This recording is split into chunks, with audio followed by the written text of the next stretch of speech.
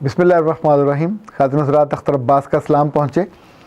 2006 میں ہمیں انڈیا جانے کا موقع ملا تھا اور وہاں کے 3 صوبوں میں ہم نے ہماچل میں گئے، لدھیانہ بھی گئے، پنجاب بھی گئے. ٹربیون کے ایڈیٹر سے بھی وہاں ہماری ملاقات ہوئی. ٹربیون کی اور بھی جو میگزین کے لوگ تھے، نیوز کے لوگ تھے، ان سے ملاقات بھی. یہ انڈیا کا بہت بڑا اور موقر یعنی باعزت اور ٹرسٹ وردی نیوز پیپر ہے. اس کے آفس میں ان کے ایک اہم عہدیدار سے میں نے پوچھا کہ آپ کے یہاں لڑکیاں بہت کام کرتی ہیں اور میں نے دیکھا کہ یہ اونچے مناصب پہ بھی کام کرتی ہیں. تو انہوں نے کہا ہاں، یہ ہمارے ہاں کلچر میں بہت بنیادی تبدیلی آئی ہے اور جو ہماری رپورٹنگ ٹیم ہے اس نے ایک عجیب سی ریسرچ کی ہے اور ان کا خیال یہ ہے کہ اگر میل اور فیمیل اکٹھے جاب کو جوائن کریں تو فیمیل ان سے آگے نکل جاتی ہیں اور کئی سٹیپس آگے نکل جاتی ہیں، پر یہ وہ نکلتی ہیں جنہیں اپنے جسم کی طاقت کا اندازہ ہوتا ہے. خاتون حضرات، یہ جملہ سنتے ہوئے میں لٹرلی لرز گیا اور میں نے سوچا کہ ایک سخت بات ہے. انہوں نے بہت سلیقے سے بات یہ کہی ہے، پر کبھی یہ سوچا نہیں تھا کہ کبھی ہمیں اپنے ہاں بھی آس پاس اس طرح کی بات کو سننے کا موقع ملے گا. یہ ایک دکھ دینے والی بات ہے، پر بات تو وہی دکھ دیتی ہے جو رسوائی کی ہوتی ہے. ایک آسان طریقہ یہ ہے کہ ایسی ہر بات سننے کے بعد خواتین کو دوش دیا جائے، ان کو الزام دیا جائے، ان کو مورد الزام ٹھہرایا جائے کہ یو آر رسپانسبل اور تمہارے من میں کجی اور خرابی ہوتی ہے. لیکن اگر ایک لمحے کو رک کر میں نے سوچا کہ آج ہم ایک لاؤڈ تھنکنگ کریں کہ سارے سینیریو میں یہ پوری سچویشن پیدا کون کرتا ہے. کبھی کوئی خاتون گناہ کو جنم دیتی ہے تو ایسا نہیں ہے، کبھی کوئی خاتون گناہ کو بڑھاوا دیتی ہے تو بھی ایسا نہیں ہے. جب بھی یہ موقع پیدا کرے گا تو مرد پیدا کرے گا. ظاہر ہے مرد اس کے خاندان کا ہو یا خاندان سے باہر کا ہو، جرم کو، گناہ کو چھپائے گا بھی وہ، اس کو انیشیٹ بھی وہ کرتا ہے اور بعد میں الزام بھی وہی خواتین کو دھرتا ہے. جب بھی لوگ کہیں اکٹھے بیٹھے ہوں تو عام طور پہ خواتین کو آسان ہدف جان کر بہت سی چیزوں کا ان پہ الزام لگا دیا جاتا ہے. ابھی میرے حالیہ وزٹ میں ایک خاتون سے ملاقات ہوئی جو ماسٹر جنہوں نے کیا ہوا تھا اور ان کا میاں صرف ایف اے پاس تھا اور وہاں ایک کیٹرنگ کمپنی میں کام کرتا تھا. ان کی شادی کو کوئی 6 سال ہو چکے تھے، 2 ان کے بچے تھے اور اس نے کہا کہ 6 سالوں میں سوائے اس کے کہ شام کو مجھے اس کی شکل نظر آتی ہے، وہ گھر آ کے سو جاتا ہے، ہماری زندگی میں کوئی اس کا نہ عمل ہے نہ دخل ہے، نہ گھر کے خرچے پہ، نہ اسے یہ فکر ہے کیا پکا، نہ اسے یہ فکر ہے کہ بچوں کے کھانے پینے کا کیا ہے، نہ اسے یہ فکر ہے کہ اب ایک بچہ تو اسکول جانے والا ہو گیا تو اس کے لیے کیا کروں. تو اس خاتون نے پہلے جاب کی، پھر اس نے ٹیوشن پڑھائی. جاب کے دوران اسے ایک اور جاب کی آفر ہو گئی جو اس نے قبول کر لی.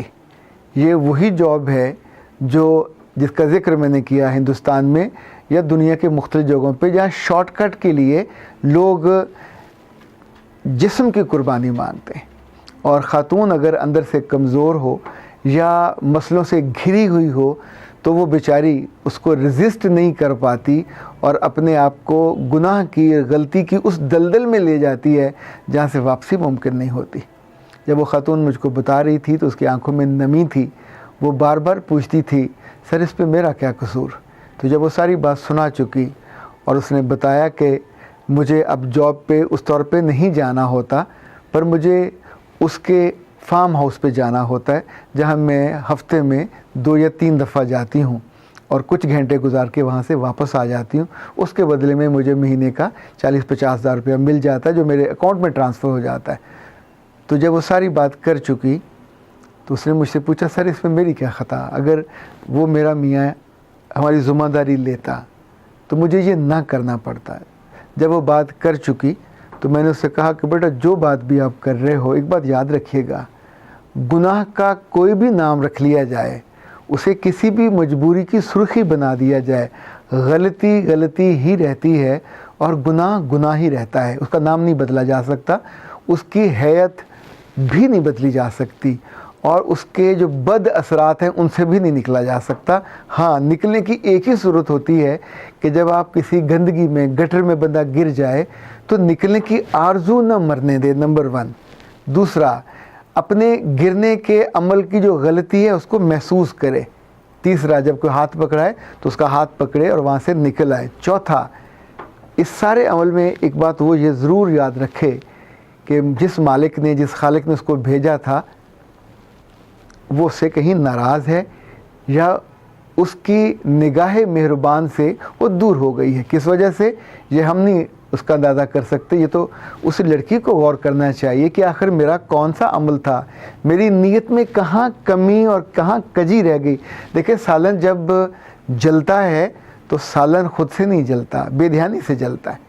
جب دودھ ابلتا ہے اور ضائع ہو جاتا ہے تو ابالنے والے کا قصور ہوتا ہے۔ جب آپ کی نیت میں کہیں کوئی فطور آتا ہے، کہیں کوئی شارٹ کٹ آتا ہے، یا یہ سوچتے ہو کہ اپنی ایبلٹی کی بجائے اپنے جسم کو استعمال کر لیا جائے اور آگے بڑھ جایا جائے اور ایزی منی لے لی جائے، اور اس کا دوش آپ اپنے میاں کو، اس کی نالائکی کو، اس کی سستی کو، اس کی کوتاہی کو بھی دے کے آپ خوش ہو سکتے ہو۔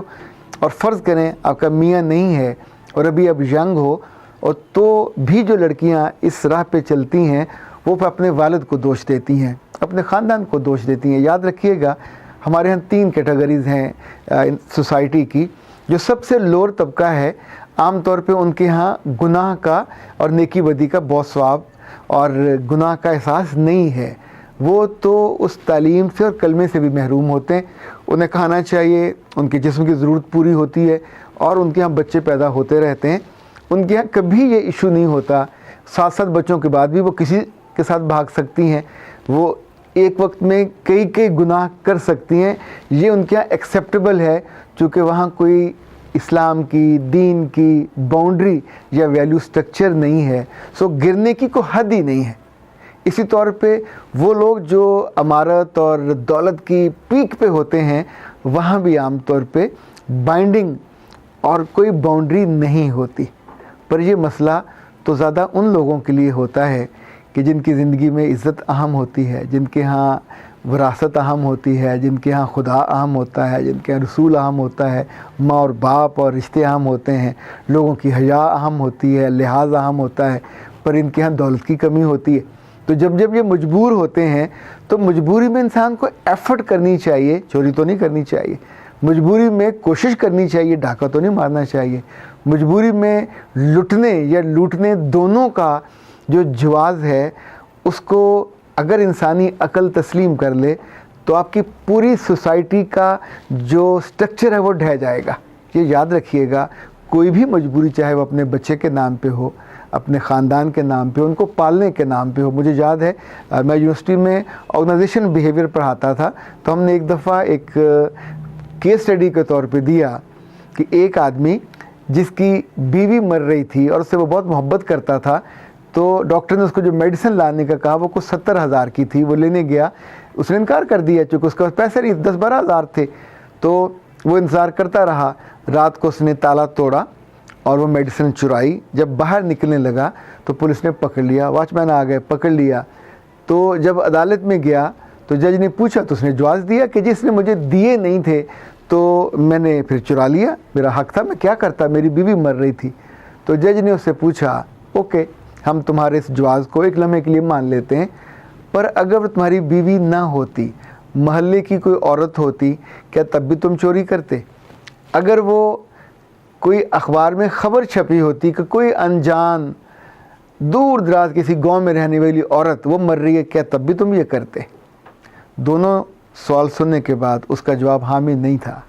خواتین حضرات، ایسا نہیں ہو سکتا کہ کوئی لڑکی یا کوئی عورت اپنی کسی ضرورت کی وجہ سے کچھ جواز ڈھونڈ لے۔ ممکن ہے وقتی طور پہ ہو جائے، پر یہ یاد رکھیے گا، انسان غلطی میں، گناہ میں چلا جاتا ہے، پر میرے رب نے اندر سے اس کو بہت عمدہ اور شاندار بنایا ہے۔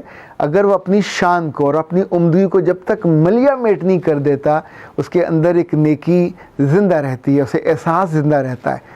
میرے پاس آنے کا مطلب یہ تھا کہ اس کے اندر گناہ کا احساس زندہ ہے، اور وہ اپنے اس پورے طرز عمل پہ اور طرز فکر پہ نہ صرف ڈرتی ہے، لرزتی ہے، بلکہ اس کو گناہ بھی سمجھتی ہے، لیکن مجبوری سمجھ کے اس کو اوڑے ہوئے ہے۔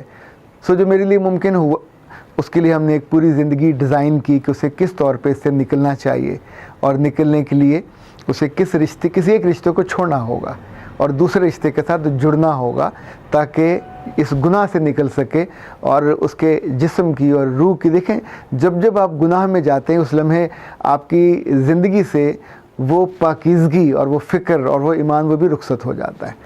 جب وہ نہیں ہوتا تو آپ کی زندگی میں خیر بھی رخصت ہو جاتی ہے۔ پھر شاید پیسوں سے جو ضرورتیں ہیں وہ پوری ہو جاتی ہیں، وہ تو طوائفوں کی بھی پوری ہوتی ہیں، وہ تو کال گرلز کی بھی پوری ہو جاتی ہیں، وہ جو رکھیل ہیں ان کی بھی پوری ہو جاتی ہیں۔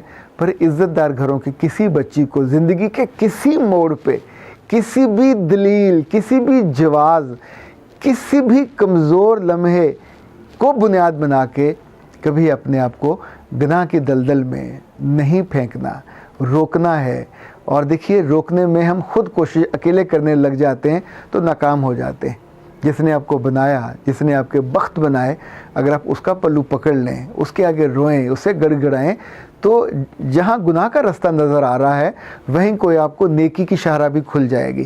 اگر آپ نے آپ کو پڑھا دیا ہے، ایم اے کرا دیا، تو ایسا تو نہیں ہے کہ دنیا میں نوکریاں ختم ہو گئیں، ایسا تو نہیں ہے دنیا میں کام کرنے کے دروازے بند ہو گئے سارے۔ 10 رستے ہوں گے، پر جو آپ چاہو گے آپ کو مل جائے گا۔ زندگی بھر ہم گناہ کی اور نیکی کی ونڈو شاپنگ کرتے ہیں، پر جب کو ہمیں چیز پسند آ جائے تو پھر وہ ونڈو شاپنگ نہیں رہتی، پھر ہم اس کو خرید لیتے ہیں اپنے چوائس سے، اور اس کے پھر جواب دہ بھی ہم ہوتے ہیں، اور اس کا اثر اور اس کی تاثیر آپ کی نسلوں تک جائے گی۔ جب وہ بچے کل بڑے ہوں گے اور انہیں علم ہوگا کہ ان کی ماں کیسے یہ پیسہ کما کے لاتی تھی اور انہیں پڑھاتی تھی، آپ کو کیا لگتا ہے بچے کسی طائف کے بھی ہوں وہ بھی سپیئر نہیں کرتے، وہ بھی معاف نہیں کرتے؟ اور ایک عام عزت دار گھر کی بچی ہو اور وہ دلیل میں اپنی غلطی یا اپنے گناہ کو، جواز کو وہاں بتائے کہ میں مجبور تھی، میں کیا کرتی، تمہارا باپ یہ کرتا تھا، تو آپ سوسائٹی کے پورے فیبرک کو آگ لگا دیتے ہیں، اور پھر ظاہر اس میں نہ عزت بچتی ہے، نہ محبت بچتی ہے، نہ اعتبار بچتا ہے، نہ احساس بچتا ہے تو صرف گناہ جس کا دھواں اتنا ہوتا ہے کہ آپ کی روح کی جان لے لیتا ہے۔ اختر عباس کو اجازت دیجیے۔ السلام علیکم ورحمۃ اللہ۔